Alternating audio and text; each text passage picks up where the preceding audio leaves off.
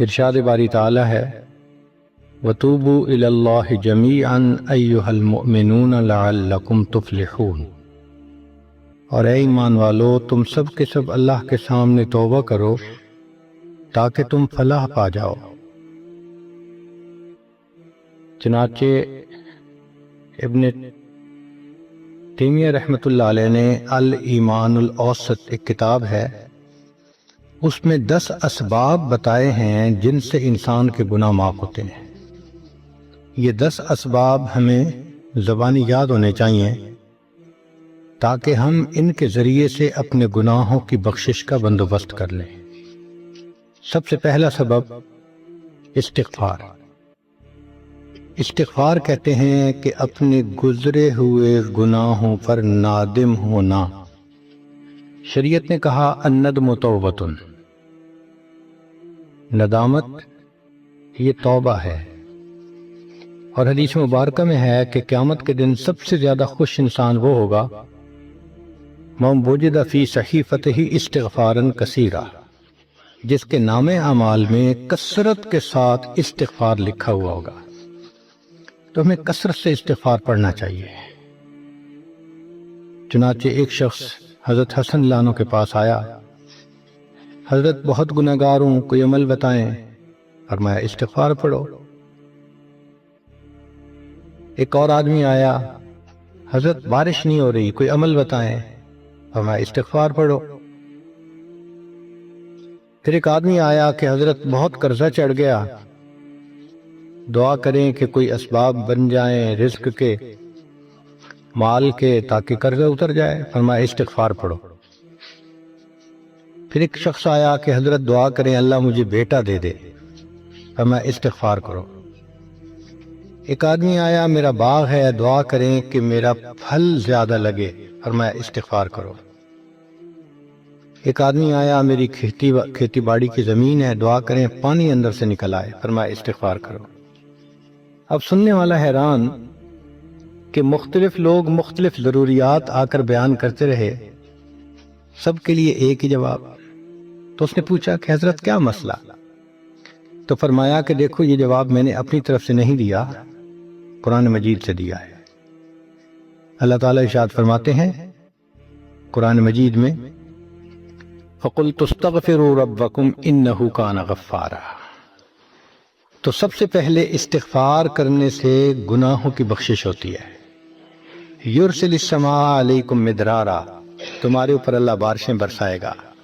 ویمددکم باموال، اللہ مال کے ذریعے تمہاری مدد کرے گا۔ وبنین، اور بیٹوں کے ذریعے مدد کرے گا۔ ویجعل لکم جنات، اور اللہ تعالیٰ تمہیں درختوں پہ پھل زیادہ عطا کرے گا۔ وَيَجْعَلْ لَكُمْ أَنْهَارًا، اور اللہ تعالیٰ تمہارے لیے زمین سے چشمے جاری فرما دے گا۔ آپ اگر غور کریں تو ہماری روزمرہ کی جو پریشانیاں ہیں وہ انہی میں سے ہیں۔ کوئی بیٹے کے لیے پریشان، کوئی کاروبار کے لیے پریشان، کوئی قرضوں کی وجہ سے پریشان۔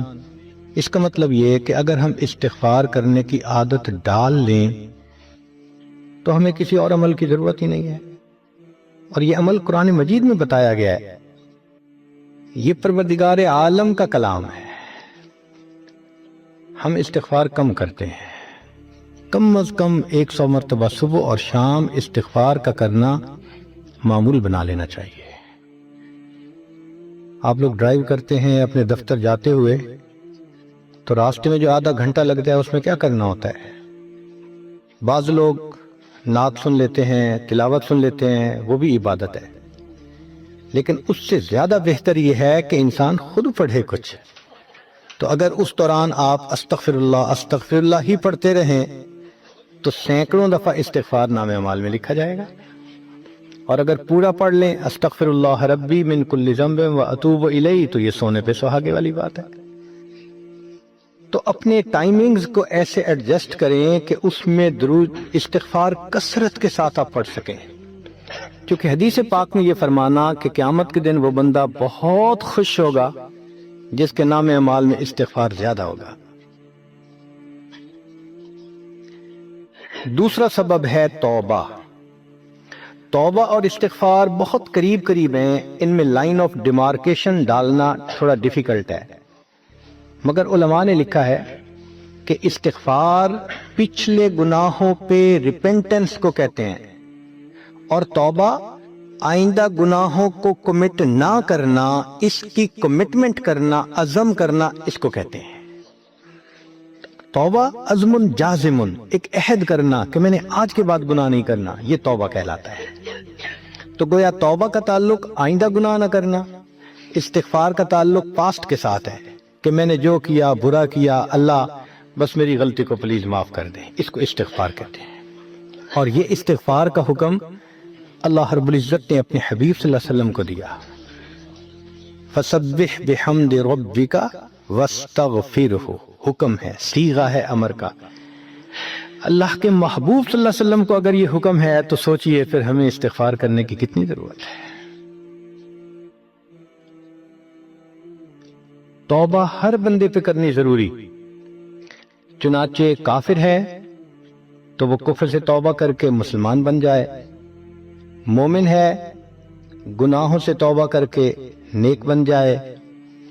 جو نیک ہے وہ جو اپنے اعمال کے اندر غفلت ہوتی ہے، نماز کی غفلت، ذکر میں غفلت، تلاوت میں غفلت، اس غفلت سے توبہ کرے، اور جو کہے کہ جی میں تو اس سے بھی توبہ کرتا ہوں، تو بھئی ہم جو اعمال کرتے ہیں یہ اس کوالٹی کے تو نہیں کہ اللہ تعالیٰ کے ہاں قبولیت پا سکیں۔ اب پھر استغفار کرنا کہ اللہ اس کو قبول کر لیجئے، کیونکہ اللہ کے محبوب صلی اللہ علیہ وسلم نے فرمایا ما عبدناک حق عبادتک، اے اللہ ہم نے عبادت نہیں کی جیسے عبادت کرنے کا حق تھا۔ اگر سید الاولین والآخرین صلی اللہ علیہ وسلم یہ فرماتے ہیں، ہم کس کھیت کی گاجر مولی ہیں، ہماری عبادتیں کیا عبادتیں ہیں؟ تو استغفار کرنا، توبہ کرنا ہم میں سے ہر بندے پر لازم ہے۔ تیسری چیز جس سے کہ گناہ معاف ہوتے ہیں، الحسنات الماحیہ، نیکیاں۔ جو انسان نیک اعمال کرتا ہے تو گناہ دھل جاتے ہیں۔ نیک اعمال کی مثال صابن کی ہے، گناہوں کی مثال میل کی سی ہے۔ صابن جتنا زیادہ لگتا ہے اتنا میل دھل جاتی ہے۔ ان الحسنات یذہبن السیئات، یہاں شیطان دھوکہ دیتا ہے۔ مثلا اگر کوئی بچہ تعلیم پا رہا ہے مگر کوئی گناہ بھی کرتا ہے، تیرے علم کا کیا فائدہ، گناہ تو چھوڑتا نہیں۔ بھائی اگر گناہ کرتے ہیں تو علم تو الٹا ان گناہوں کو دھوئے گا، وہ علم ہی چھڑوا دیتا ہے تاکہ دھونے کا مسئلہ ہی نہ رہے۔ اب عورت سوچے گی میں پردہ تو کرتی نہیں، نمازوں کا کیا فائدہ؟ یہ دھوکہ ہے شیطان کا۔ بھئی آپ نمازیں پڑھتی رہو، اس نمازوں کی برکت سے اللہ پھر پردے کی بھی توفیق دے دیں گے۔ تو نیکی نہیں چھوڑنی چاہیے کبھی بھی، یہ سوچ کے جی میں اچھا تو ہوں نہیں، کیا فائدہ؟ فائدہ ہے۔ جب اللہ فرما رہے ہیں کہ نیکیاں گناہوں کو دھو دیتی ہیں، بھئی گناہ تو ہم چھوڑتے نہیں اور نیکی آرام سے چھوڑ دیتے ہیں، یہ کہاں کی لاجک ہے؟ تو اس لیے نیکی بھاگ بھاگ کے کرنی چاہیے۔ اگر گناہ ہیں تو نیکی اور زیادہ کریں تاکہ نیکی کی برکت سے گناہوں کی ظلمت ختم ہو جائے اور دھل جائے۔ حدیث پاک میں ہے بندہ گناہ کرتا ہے لکھ دیا جاتا ہے، دوسرا گناہ، تیسرا، 5 گناہ کرتا ہے، پھر اس کے بعد وہ ایک نیکی کرتا ہے تو نیکی والا فرشتہ کہتا ہے کہ دیکھو اللہ کے ہاں دستور ہے من جاء بالحسنۃ فلہ عشر امثالھا، اس کو 10 نیکیاں ملنی تھیں، تم نے 5 گناہ لکھے ہیں نا، اچھا تم 5 گناہ مٹا دو، میں نامہ اعمال میں 10 نیکیوں کی بجائے صرف 5 نیکیاں بیلنس وہ ڈال دیتا ہوں۔ چنانچہ 5 گناہ مٹا دیے جاتے ہیں، 5 نیکیاں نامہ اعمال میں لکھ دی جاتی ہیں۔ اس لیے خوب نیکی کرنی چاہیے تاکہ اللہ تعالیٰ گناہوں کی ظلمت سے ہمیں محفوظ فرما دے۔ چوتھی چیز جس سے کہ گناہ معاف ہوتے ہیں، دعاء المؤمنین للمؤمن، جو ایمان والے ایک دوسرے کے لیے دعائیں کرتے ہیں اس سے بھی گناہ معاف ہوتے ہیں۔ چنانچہ عمر لانو جا رہے تھے عمرے کے لیے، نبی علیہ السلام نے فرمایا اے بھائی ہمیں اپنی دعاؤں میں نہ بھولنا، تو نبی علیہ السلام نے امت کو تعلیم دی کہ ایک دوسرے کو دعاؤں کے لیے کہنا چاہیے۔ یہ بہت اچھی عادت ہے کہ جب کسی سے ملیں جی ہمیں اپنی دعاؤں میں یاد رکھیں، والدین کو کہنا، بڑوں کو کہنا، دوستوں کو کہنا، کیا معلوم کس کی مانگی ہوئی دعا کام آ جائے۔ اس دعا کا فائدہ ہوتا ہے نا، تبھی تو قرآن مجید میں دعا سکھائی گئی، ربنا اغفر لنا ولاخواننا الذین سبقونا بالایمان، اے اللہ جو ہم سے پہلے ایمان والے چلے گئے ان کی بھی مغفرت فرما دے۔ تو فائدہ ہوتا ہے تو قرآن نے دعا سکھائی ہے نا۔ تو ایمان والوں کی دعاؤں سے دوسرے ایمان والوں کو فائدہ ہوتا ہے۔ حدیث پاک میں ہے، دوست کی دعا دوست کے پیٹھ پیچھے رد نہیں کی جاتی، کیوں؟ اس میں خلوص ہوتا ہے۔ تو اس لیے حدیث پاک میں ہے، مسلم شریف کی روایت ہے کہ اگر کوئی آدمی فوت ہو جائے اور 40 آدمی جنازہ پڑھ لیں جو ایمان والے ہوں، توحید والے ہوں، فرمایا ما من رجل مسلم یموت فیقوم علی جنازتہ 40 رجلا لا یشرکون باللہ شیئا الا شفعهم اللہ فی، اللہ 40 بندوں کی نماز جنازہ کو قبول کر کے میت کی مغفرت فرما دیتے ہیں۔ پانچواں عمل، ما یعمل للمیت من اعمال البر، ہم اپنے فوت شدہ لوگوں کے لیے جو نفل کے کوئی نیک کام کرتے ہیں اس سے بھی ان کے گناہ معاف ہوتے ہیں۔ مثلا صدقہ کر دیا، قرآن پاک پڑھا، ان کو بخش دیا، ان کی طرف سے عمرہ کیا، حج کیا، ان نفلی اعمال کا ثواب ان کو ملتا ہے، اس کی وجہ سے ان کے گناہوں کو معاف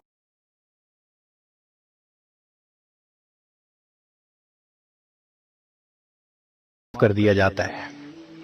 چنانچہ حضرت شیخ الحدیث رحمۃ اللہ علیہ نے فضائل ذکر میں یا کسی اور کتاب میں واقعہ لکھا ہے کہ ایک اللہ والے تھے، قبرستان کے قریب سے جاتے ہوئے انہوں نے کچھ پڑھ کے قبرستان والوں کو بخش دیا۔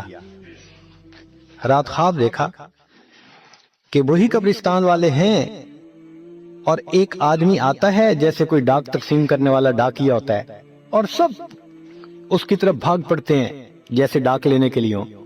ایک بندہ پیچھے آرام سے بیٹھا ہوتا ہے، وہ پوچھتا ہے کیا معاملہ؟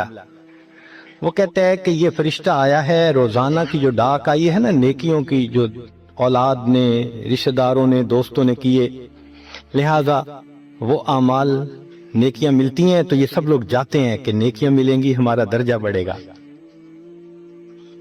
اس نے کہا کہ آپ کو ضرورت نہیں ہے؟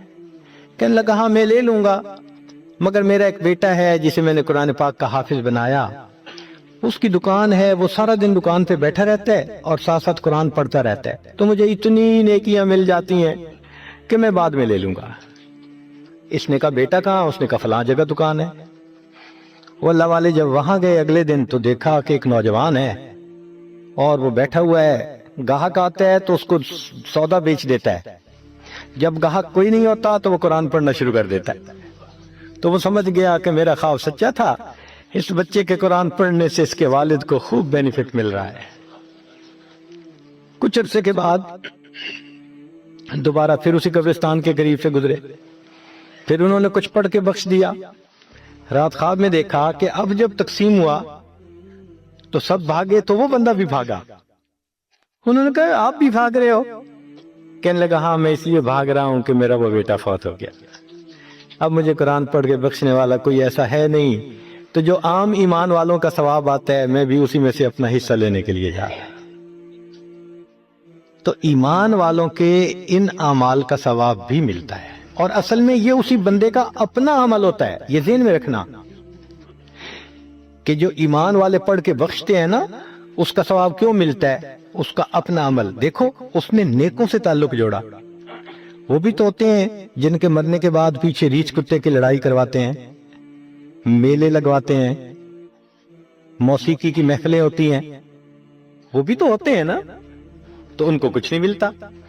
اس بندے نے نیکوں سے محبت کی، یہ اس کا اپنا عمل ہے، اس کی محبت کی وجہ سے اب یہ لوگ اس کو پڑھتے ہیں، اللہ اس کو ثواب پہنچا دیتے ہیں، تو اس کے اپنا عمل ہے اصل میں۔